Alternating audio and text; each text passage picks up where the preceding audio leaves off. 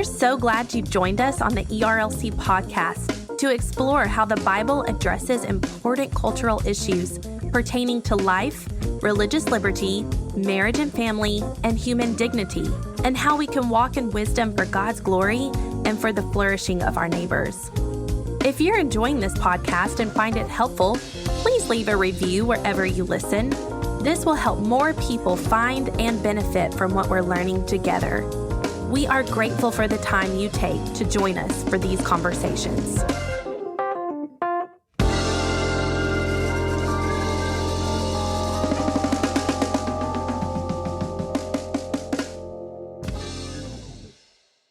You're listening to the ERLC podcast. And we made a joke about Lindsay wearing a mask, and she's like, that's just my face. That was the best line of the whole podcast. Thank you very much. All right. Well, I hate to move us right into it. Well, then the Los Angeles What? Angels. Why are you trying to move this along? Because I've he got has to to go get to on the a flight. Oh, I forgot about his flight. Hello, and welcome back to this week's episode of the ERLC podcast, where every week we're talking about our work here at the ERLC and what's going on in the world. I'm Josh Wester, and with me in the studio today, as always, are my co-hosts, Lindsay Nicolay. Heidi ho, neighbor. Wow. And Brent Leatherwood. Hello, friends. Good times. So, and later in the show today, we'll be joined by our colleague, Jason Thacker. We're celebrating with him as his book launched this week, and you'll be hearing more about that later in the show. But before we even jump into the week, guys, you know what today is? What is today? What is today? It's Friday. Friday fun day? Yes, it is Friday. You're right. Yeah, but this is week 8. This marks week 8 of the podcast. Wow. And what does 8 that weeks. mean? Okay, so internally, we never talked about this on the actual podcast, but internally we had kind of decided that the metric when we relaunched this podcast 8 weeks ago was we were going to kind of watch the trends across the first 8 weeks, see what kind of feedback that we received to see if we could keep this thing going. And what are the trends and what has the feedback been? well, the good news is people are listening, and for the most part, they like it. But have they written that they like it in iTunes? So, hey, thanks for that setup. So, personal appeal from me to you. If you could do us a favor, I actually went into the podcast store or podcast app on iTunes this week and saw we actually have, anybody want to guess?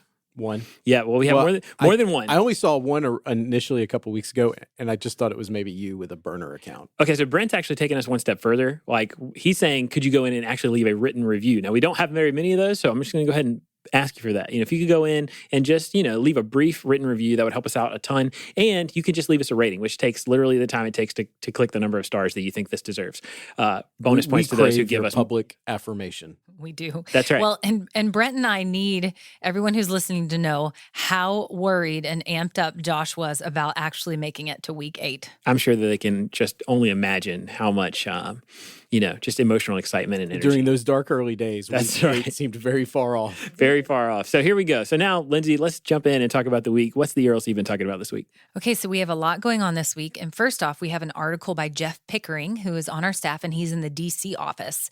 And his article is about the state of Louisiana. There's a senator in Louisiana who is seeking to protect the health of women as it relates to women who go into abortion clinics to receive abortions. So the Supreme Court heard oral arguments in June Medical Services versus Russo. And this was on Wednesday. And this case deals with medical standards and patient health, as the legislature in Louisiana found that abortion clinics in their state neglect both. Right. And so if you're a person that's listening to this out there, you're like, well, how is this pro-life legislation? It doesn't seem like it's ending abortion.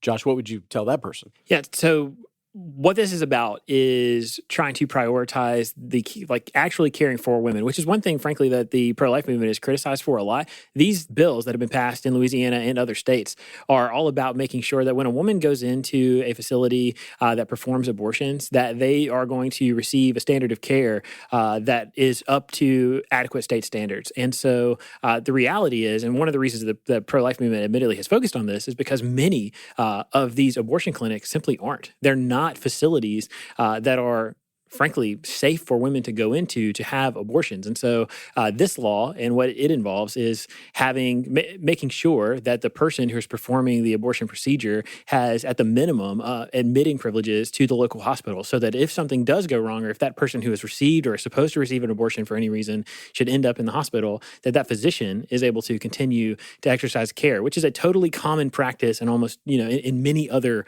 areas of medicine. Right. And so this is just one of the latest legislative tools, that pro-life supporters and pro-life organizations like ourselves are supportive of, to push back against the abortion lobby, which, as we saw on the steps of the Supreme Court this week, this is kind of hitting home with those pro-choice activists. So, and the ERLC filed a friend of the court brief, and our colleague Chelsea Patterson-Sobolik was interviewed by CBN. So we'll have that link in the show notes. Yeah, friend of the court brief. What's another word for that?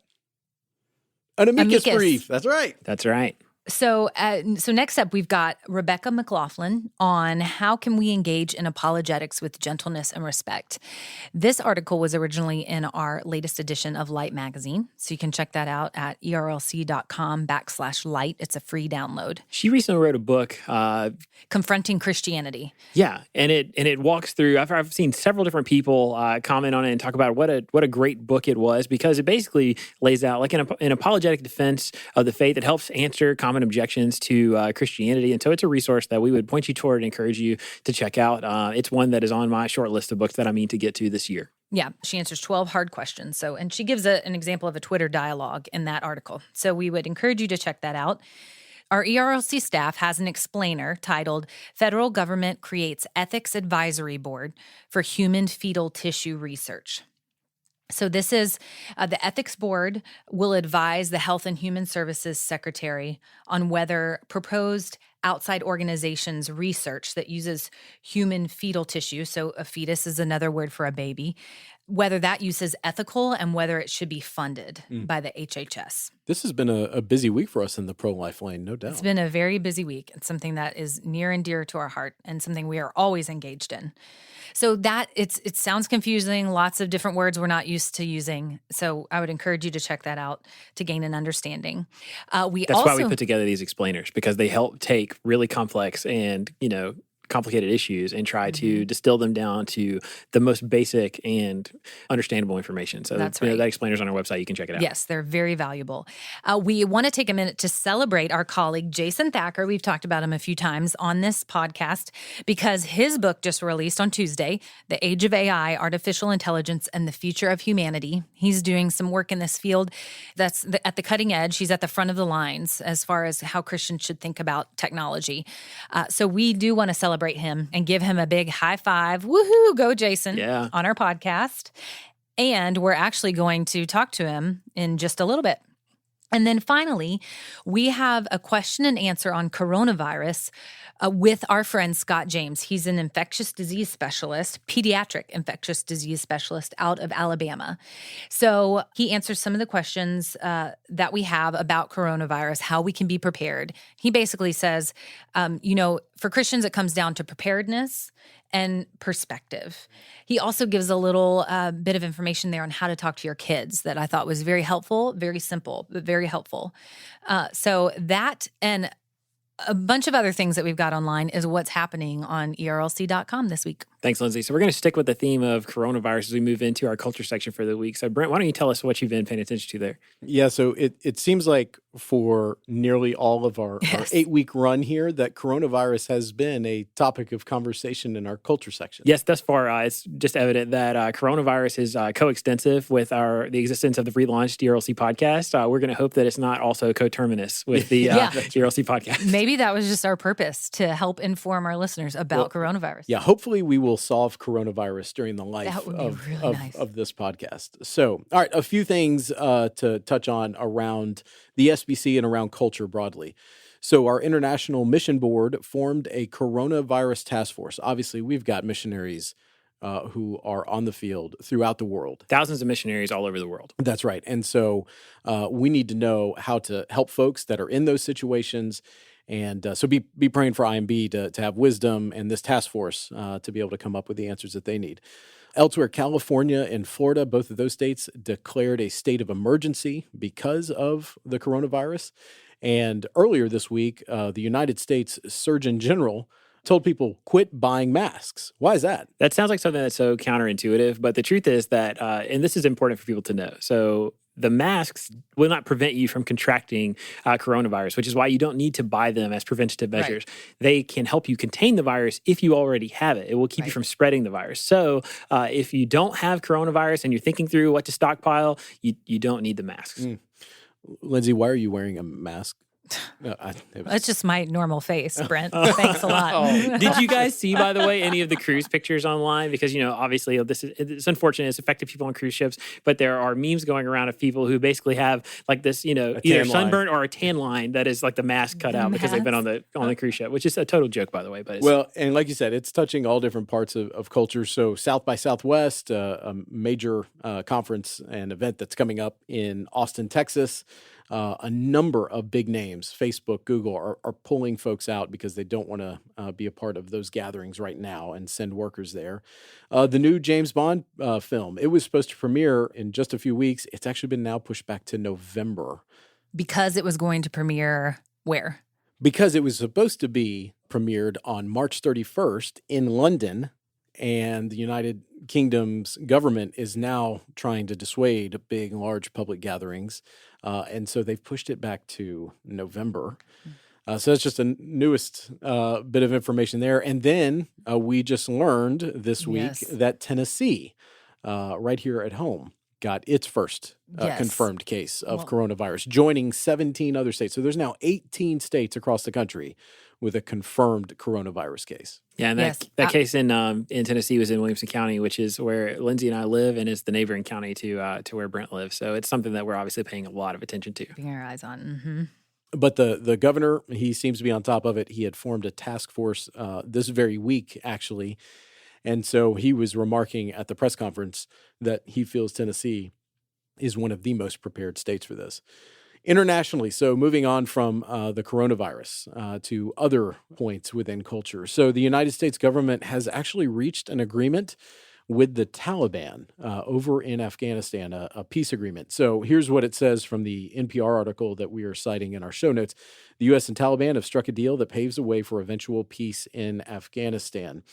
The two sides have spent months hashing out the details of this deal, and under the terms, the U.S. commits to withdrawing all of its military forces and supporting civilian personnel, as well as those of its allies, within the next 14 months. This, as somebody who grew up and was in college in the immediate aftermath of 9/11, it just kind of blows my mind that we're at this point.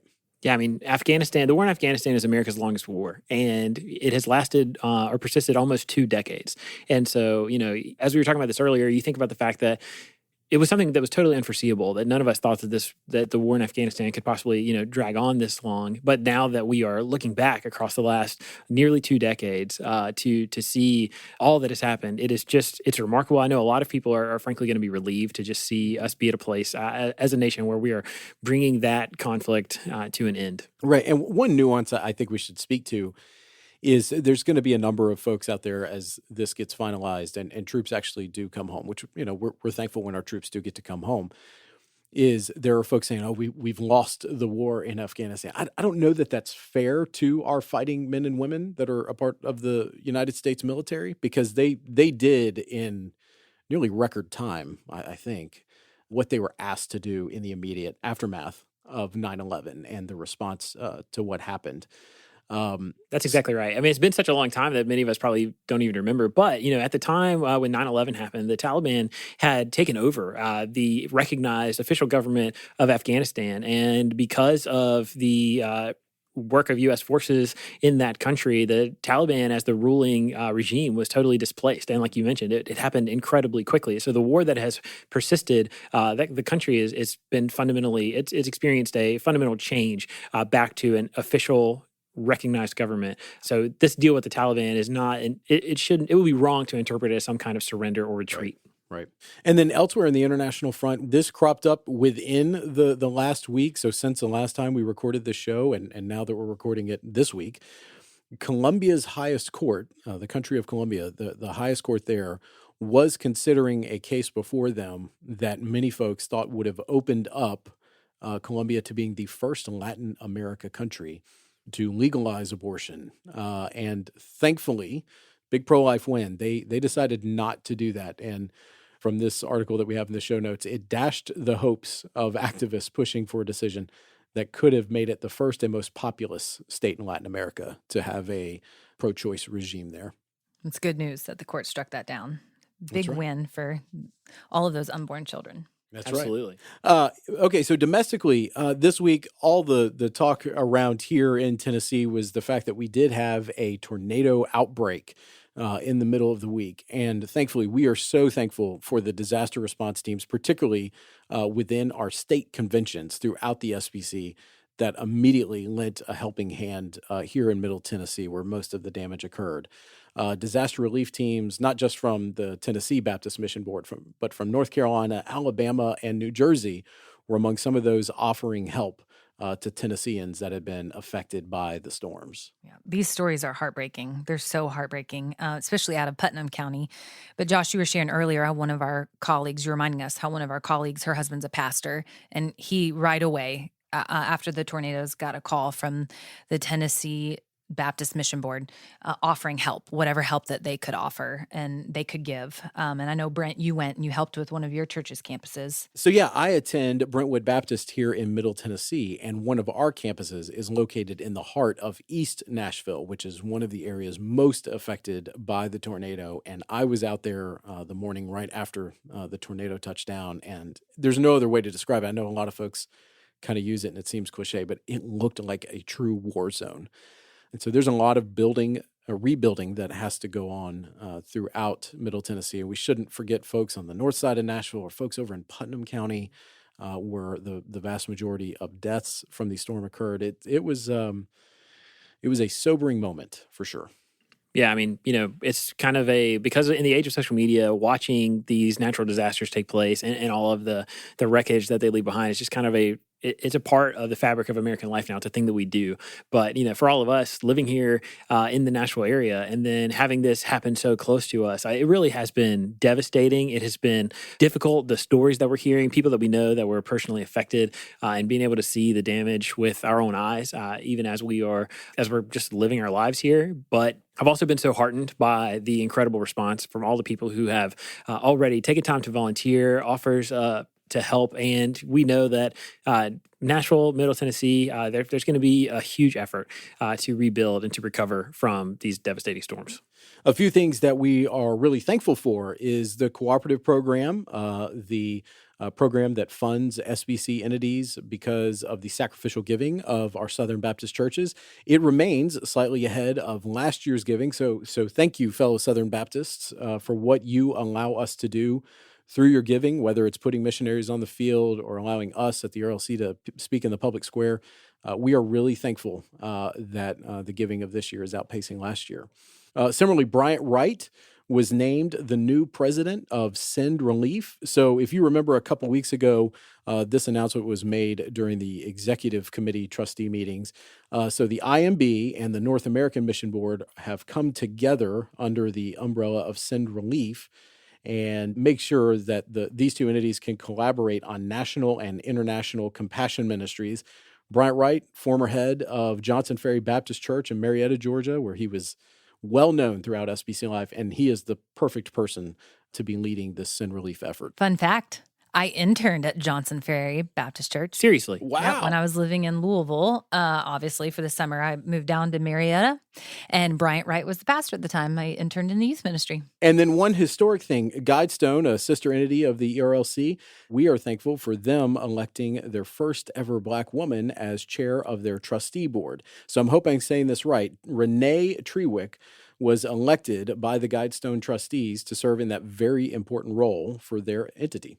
So for listeners who might not know, and actually as a brush up for me, what is Guidestone? So Guidestone is, it used to be called just the annuity board, but basically what they handle are they used to handle like solely like retirement for pastors and SBC ministry staff, but they've actually expanded all of that. So they handle not just the retirement accounts, but they also provide medical insurance for many people in Southern Baptist life, pastors, church staff, and even folks that work at the entities. Guidestone is where we turn to get our health insurance. So it's an incredibly important part of Southern Baptist life, and we're obviously super grateful for Guidestone and the good work that they do. Absolutely. That's right. And trustee boards, they oversee the work that is done at each of the entities. So this is a really important role that she's been named to. Okay, over in the political lane, we had Super Tuesday occur since we last recorded this. We actually had, Man, was it. We actually had South Carolina and Super Tuesday, the South Carolina primary and the Super Tuesday suite of primaries across the country. And man, it's just completely reshaped this entire race for the Democratic nomination for president. It's crazy. You think about, we were talking about this just a week ago, and everything has changed since the last time that we recorded this podcast. I mean, in terms of what we were expecting, it has just been an unbelievable week. Y'all are political junkies. So is a Biden comeback something that y'all saw coming or no? Honestly, based on historical precedents, I didn't. We did have a few members of the team, though, that did think that once we got past South Carolina, that could happen. So credit to them. But no, I honestly think that what we've seen is a bit unprecedented. It's certainly unprecedented. And I mean, it's just, honestly, it's unbelievable. It's not just unprecedented, it's unbelievable because, Joe Biden comes into South Carolina. He went into the South Carolina debate and he was obviously fighting for his political life. I mean, he was, somebody had said, one of the political commentators I was listening to said that prior to that, they had sat with Joe Biden and it sounded like they were attending his political wake, that his career, his long and storied career was just over. But then in South Carolina, he comes fighting back. He not only does well in the debate, but then he overwhelmingly wins the South Carolina primary. And so then there's all this speculation of, is it still too little too late in terms of what it could happen on Super Tuesday where 14 states voted? And he won 10 of the 14, which is just catapulted him into the pole position in the Democratic race. Yeah, I mean, so anyway, I'm still stunned by all that we have seen. And so Joe Biden goes from being, fighting for his political life to being the clear front runner to win the Democratic nomination. And so next week we have Big Tuesday, as some people have taken to call it, where we'll see 6 states vote. But then the rest of this month is going to be really consequential in terms of the states that are voting and delegates coming in. And so for the folks keeping track at home, it now is effectively a 2-person race with former Vice President Joe Biden and U.S. Senator from Vermont, Bernie Sanders, vying for the nomination. With all due respect to Congresswoman Tulsi Gabbard, it's probably between those two leaders. And the rest of the field has been cleared out. I mean, we've seen this week all of the other top contenders for the nomination have bowed out of the race. That's exactly right. Beyond politics, the stock market has just been on a wild ride. At one point earlier this week, it had erased all of the gains that had been seen in the stock market from 2020 and was eating into the gains in 2019. And then later in the week, it had a 1,200-point gain. So it's just a wild ride right now, and different analysts are pointing to different things, whether it is the actual race for president on the Democratic side affecting it, or the response to coronavirus and the fact that it's essentially shutting down China. It's something that a lot of people are paying attention to. Okay, and then finally, we've got this note from what happened was it Ohio?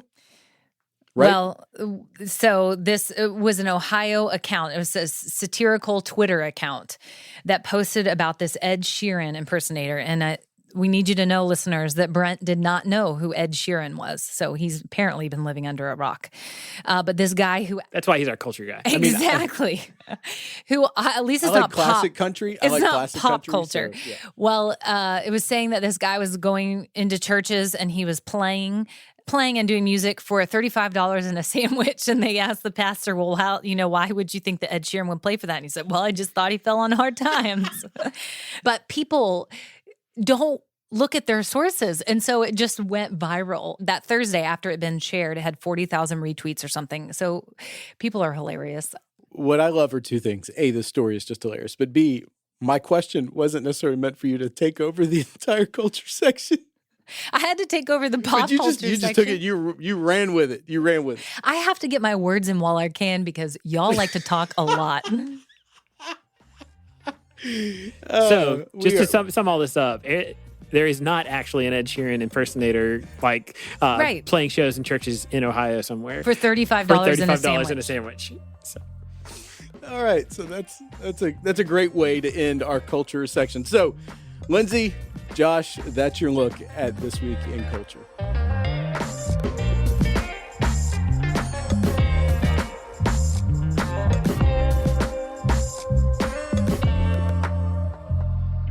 So today we're excited to talk to our friend and colleague, Jason Thacker, who, as we mentioned, has released a new book this week.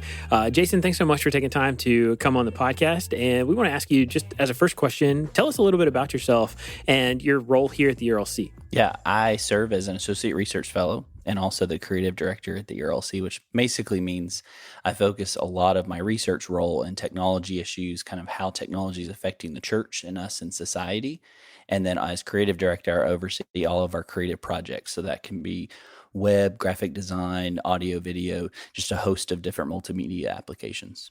So, Jason, you have a lot going on in your life right now, and a lot that listeners don't know about, but just behind the scenes, you've been writing a book, and you've been caring for your family, and you do the ERLC work, and you serve at your church and with your family. So what's one thing, or could you even boil it down to one thing God is teaching you in this season of life and ministry? Yeah, as you alluded to, we do have a lot of things going on with our family. We have a lot of health issues on my wife's side of the family, but also some listeners may know and others not that my wife was diagnosed with Hodgkin's lymphoma last November and has been going through chemo treatment. So right as the book launch and finishing kind of editing process was ramping up, she was diagnosed with Hodgkin's lymphoma, which just kind of changes your life. It really takes over the chemo treatments and caring for her. And then we also have two kids. One is 1 and the other's 3.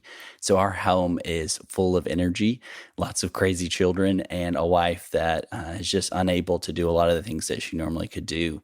But at the same time, we have a lot of exciting things going on. And I think that's kind of typical for most people.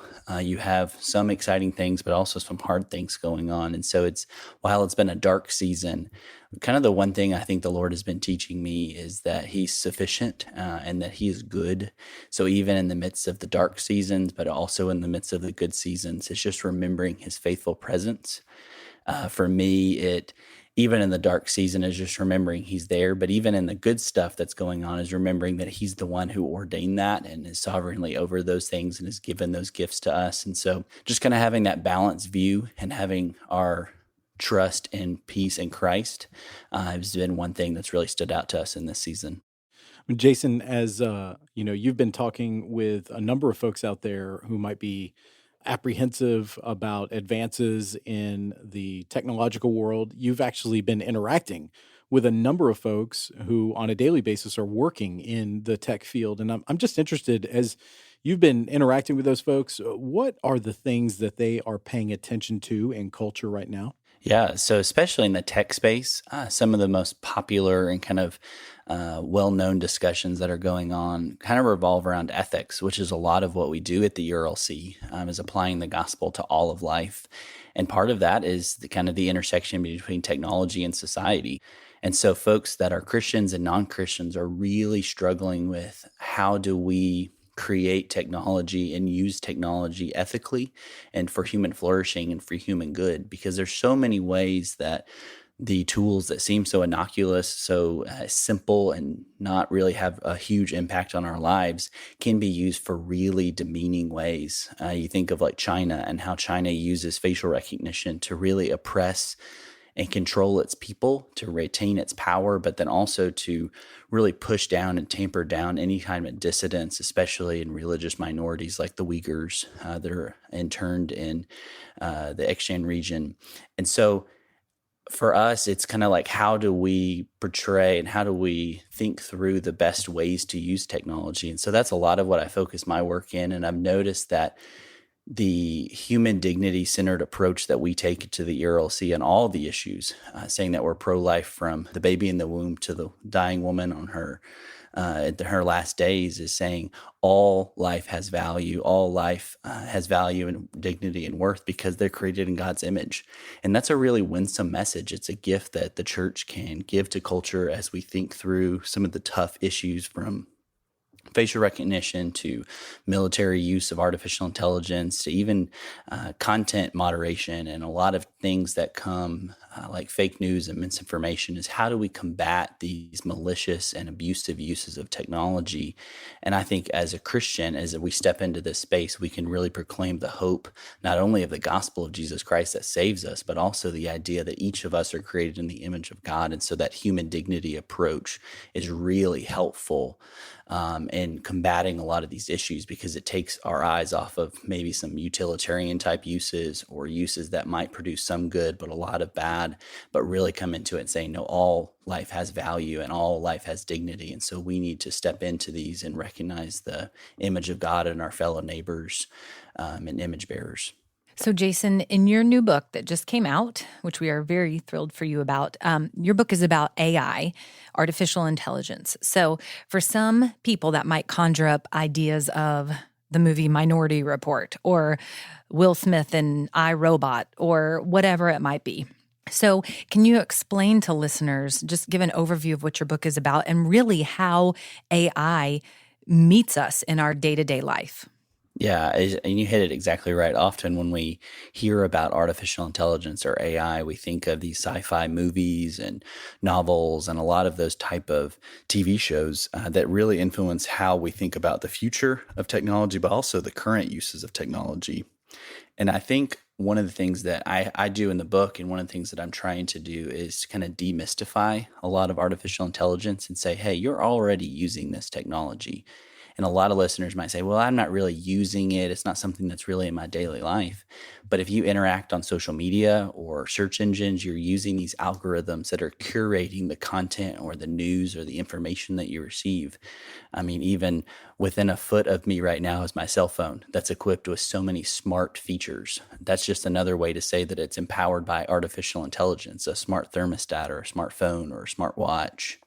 So we're using these technologies every day and often not seeing how they're impacting us, not only in how we view ourselves, but also how we interact in our families and our jobs. And so as we see these headlines after headlines coming of predictions of massive job loss or automation or the impact of self-driving cars, or even thinking through issues of facial recognition or military use of these technologies, the stakes are high. And I think as Christians, we need to realize that there's nothing short of human dignity at stake in a lot of these conversations. And that's because some of the worldviews that are driving artificial intelligence, of those that are creating it, not all, but some, come from a very materialistic worldview, which basically means that everything in our life is reducible down to matter. It's reducible down to the atoms. There's nothing spiritual. It's all physical. And what that means is a very hopeless future. Their idea, there isn't a God. There's nothing really unique about us as human beings. And so we one day might even create these kind of robots that take over the world, but much less we're creating these technologies that can be used to demean fellow image bearers. And as Christians, we come and say, no, that's not the way we are thinking about who God is, who we are, and also how to best use technology. So that's what I really try to do in the book, is showing how we're already using artificial intelligence in the many ways that it can be used for really good things. I'm very hopeful about the future of artificial intelligence, but we have to be. So yeah, Lindsay mentioned a couple movies. You know, when I think of AI, I think of Terminator. But let's actually just pick up right where you were. What is it? Let's flip the script. What is it that you're actually most hopeful about when it comes to AI? Yeah, I really believe that artificial intelligence can be embraced not only by the church, but also the wider culture, to recognize the dignity and value of every human being. Often, these tools can be misused and abused, but there's so many good applications through medicine, through work. All automation is not bad. There will be jobs lost, and the church needs to step in and care for those who do lose their jobs and help them prepare for what's next. But the kind of interesting part is that as we move into this future, these tools are able to aid us and help us to do our work better and cleaner and easier, and have that kind of convenience and that free time to be able to do other things. And so there's a lot of really good God-honoring applications. And so the filter that I employ throughout the book is in Matthew 22, when Jesus says that you can. sum up the law into loving God with all your heart, mind, soul, and strength, and to love your neighbors yourself, and recognizing the dignity, value, and worth of every human being. So that's really what I focus on in the book. Man, that's so good. And look, we are just absolutely pumped for the book to be released and out there in the world. I love what you said about how you're trying to demystify technology for folks and some of the complexities that are wrapped up in AI, because it just seems like a thing that is incomprehensible. And so the book is really a helpful way for Christians to understand something that's going to be fundamental to the future of humanity. And so really appreciate you putting all of the effort into writing it. We hope that listeners will take advantage of the opportunity to go out there and purchase it. And we just want to say thank you so much for taking the time to talk to us today. Yeah, thank you guys for having me. This episode of the ERLC podcast is sponsored by The Good Book Company, publisher of Why Does God Care Who I Sleep With by Sam Allberry, the latest from the best-selling Oxford Apologetics series. Christians are increasingly seen as outdated, restrictive, and judgmental when it comes to sex before marriage, cohabitation, and homosexuality. Sam Allberry sets out God's good design for the expression of human sexuality.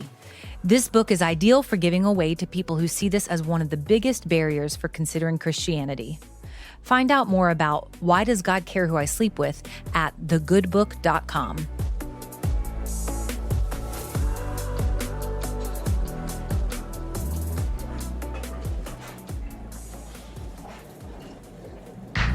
So now it's time for the lunchroom, where every week we share with you the things we've been talking about with one another. For us at the ERLC, normally as we share in these conversations, we sit down in the lunchroom as we share meals together and we share what's on our mind. So Brent, what's on your mind this week? Yeah, so even though I may not be necessarily a big Ed Sheeran fan, I am a big baseball fan.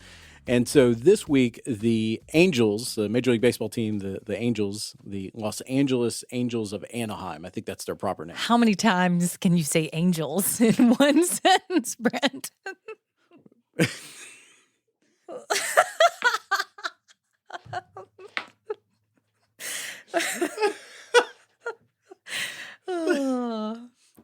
Why don't you laugh? Would you just laugh and just let it out? People are okay with you laughing, Josh. Okay. The Los Angeles Angels of Anaheim, the Major League Baseball team in California, they tweeted out a video of all-star perennial MVP candidate Mike Trout at Topgolf, which is a place you go. Essentially, it's a driving range, but it's kind of gamified. And they took this video of him absolutely pulverizing this golf ball. I mean, it just went off into the distance. And if you just like random feats of strength and talent, that's all this is. It was amazing. We'll link to it in the show notes. Oh, it's a really short video, but it is definitely worth it. In fact, I can't tell you how many times I've seen it because it really is amazing. And as a guy who's been at Topgolf, a number of times and has had not nearly that kind of success hitting a golf ball, it is really something to see. He hit it out of the actual park. Right. I mean, so there's these giant nets that are all around it. He hit it over those and well beyond them. And even his fellow baseball players who were there with him were pretty amazed. Oh, it was just amazing. Lindsay, what's on your mind this week? Okay, so on my mind this week is a personal note. My daughter turned 1, which feels like such a milestone for a new parent. Happy birthday to Marion. And so we gave her sweets for the first time, basically a cupcake she had, and she just loved that. And so that was just a reminder of God's grace and goodness and kindness to me, because I waited for marriage and kids for a long time. And then this is going to sound really weird, but I just went to the dentist this morning, and my dental hygienist, I like to drink coffee, and so I have some coffee stains on my teeth, even though I use Crest white strips, which I think y'all have coffee stains too. Hold on a second. You got to tell us your thing is about toothpaste? Yes, it's about you didn't know that. How did you know that? Your lunchroom segment is essentially too much information. It's about toothpaste. This is a great recommendation that is worth more than the Los Angeles Angels outfielder hitting top golf balls.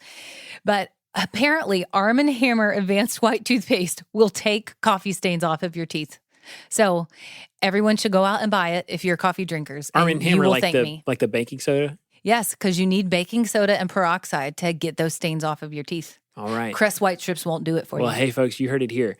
So Yeah, for my thing this week, I just want to share with you. So I just finished last night listening to the audiobook of The Boys in the Boat. And so I'm late to the party on this one. This book has been out for several years, and it's about an event that happened even longer ago than that. But it's actually about the 1936 Olympic rowing team, where the Olympics happened in Germany, right ahead of, just ahead of the outbreak of World War II.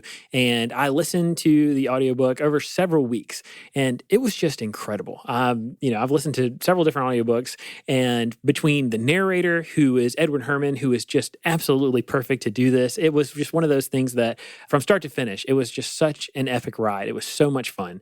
And so I just I want to encourage you, if you haven't listened to The Boys in the Boat, if you haven't read it, you should check out the audiobook. If you're an Audible subscriber, you can get it for a credit, and it is definitely worth your time. It quickly becomes the favorite book of those who I recommend it to. It is so good. Yeah, it's definitely the best audiobook that I have ever listened to. So each week before we end the episode, we want to leave you off with a helpful resource from the ERLC. So Lindsay, what's our ERLC resource this week? So in light of Jason's book releasing on artificial intelligence, and in light of all of the news, the pro-life news and advocacy that we are talking about this week, we have from our Evangelicals for Life conference a talk by Dr. Moore called A Human Voice, The Mystery of Life in an Age of Machines. So we're going to get to that clip in just a second, but we just want to say thanks so much for listening every single week. We appreciate you checking out the podcast and helping spread the word about it. We are really excited to have made it past week 8 and to be able to continue on into the future. So just one more time as a reminder, if you could help us out by going into your podcast app and leaving us a rating or a brief review, that would just help more people discover the podcast. And we'll be obviously paying attention to see if we can get those reviews and ratings in. So we really appreciate you helping us out. And for Brent and Lindsay and myself, we'll be back next week with more content. And of human beings treated as machines, in which everyone is longing for connectedness. We're the people who know connectedness can be good, but connectedness is not enough. We need communion. And in an era of machine where everyone's longing for effectiveness, effectiveness is fine, but effectiveness is not enough. We need mission. And in an era of machines where everyone's longing for information, information's okay, but we need more than information. We need a word. And not just an abstract word, but a word that has become flesh and dwelled among us, and we beheld his glory, glory as of the only begotten of the Father, full of grace and truth. And in an age of machines, we have to be the people who are able to speak with confidence to those who are in power. There is a God, and he sees you. And with mercy to those who are weak and forgotten and nearly invisible, to say Jesus loves you. And he gives all of that to us in a human voice. Jesus of Nazareth, Son of David.